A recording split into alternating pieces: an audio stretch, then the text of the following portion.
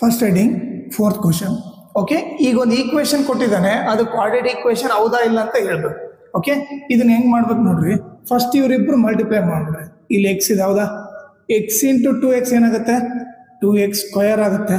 Okay, next ಇವ್ರ ಜೊತೆ multiply ಮಾಡ್ರಿ, plus into plus plus, X into 1 ಏನಾಗುತ್ತೆ, 1x ಆಗುತ್ತೆ. ಓಕೆ, ನೆಕ್ಸ್ಟ್ ಈ ನಂಬರ್ ತಗೊಳ್ರಿ, ಇದ್ರ ಜೊತೆ ಮಲ್ಟಿಪ್ಲೈ ಮಾಡ್ರಿ, ಮೈನಸ್ ಇಂಟು ಪ್ಲಸ್ ಮೈನಸ್, 3 2 ಜಾ 6 6x ಆಗುತ್ತೆ. ನೆಕ್ಸ್ಟ್ ಇವ್ರ ಜೊತೆ ಮಲ್ಟಿಪ್ಲೈ ಮಾಡ್ರಿ, ಮೈನಸ್ ಇಂಟು ಪ್ಲಸ್ ಮೈನಸ್, 3 1 ಜಾ 3. ಓಕೆ, ಇಲ್ಲಿ ಎಕ್ಸ್ ಇಂಟು ಎಕ್ಸ್ ಸ್ಕ್ವೇರ್ ಆಯಿತು. ಆಮೇಲೆ ಇವ್ರ ಜೊತೆ ಮಲ್ಟಿಪ್ಲೈ ಮಾಡಿ, plus into plus plus, X into 5x ಆಯಿತು.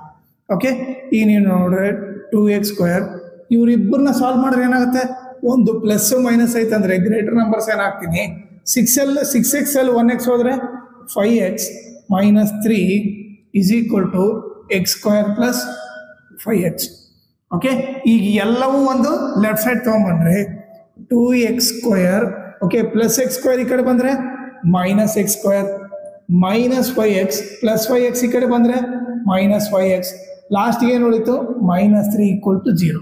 ಈಗ ನೀವು ನೋಡಿದ್ರೆ ಇವರಿಬ್ಬರನ್ನ ಸಾಲ್ವ್ ಮಾಡಿದ್ರೆ ಏನಾಗುತ್ತೆ, 2x ಸ್ಕ್ವೇರ್ ಅಲ್ಲಿ ಇಲ್ಲಿ ಏನಿಲ್ಲ ಅಂದ್ರೆ 1 ಇದೆ ಅಂತ ಅರ್ಥ.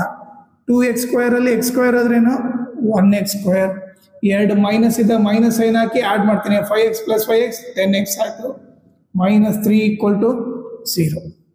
ಓಕೆ, ಈಗ ನೀವು ನೋಡಿದ್ರೆ ಇಲ್ಲಿ ಹೈಯೆಸ್ಟ್ ಪವರ್ 2 ಇದೆ ಅಂದರೆ ಇದನ್ನ ಕ್ವಾಡ್ರೇಟಿಕ್ ಈಕ್ವೇಶನ್ ಅಲ್ಲಿ ಬರಿಬೋದು.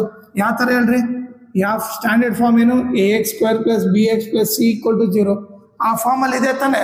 ಸೊ ಹೈಯೆಸ್ಟ್ ಪವರ್ 2 ಇದ್ರೆ ಅದು ಆಟೋಮೆಟಿಕ್ ಆ ಫಾರ್ಮಲ್ಲಿ ಇರುತ್ತೆ. ಸೊ ನಾವು ಇವಾಗ ಏನು ಬರಿತೀವಿ, since it is in the form of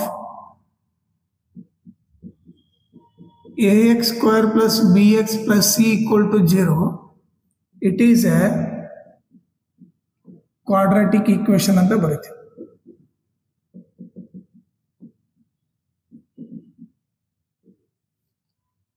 ಓಕೆನಾ?